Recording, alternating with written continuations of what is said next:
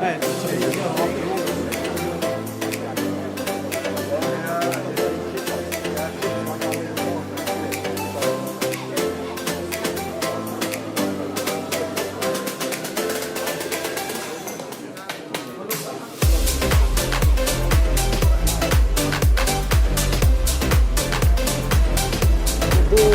get the bid, and the bids are awarded on plans. They're not awarded on actuals. Globalization of football is a fact. I don't deny that.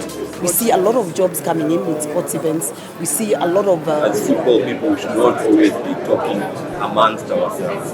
We need to engage the football community. That football has been the biggest platform for the less privileged. Lately. But I do want to convince you about something else. We are very professional. What I'm looking for is partnerships, to be honest. Partnerships in the sense of... There's a reality that exists and that we have.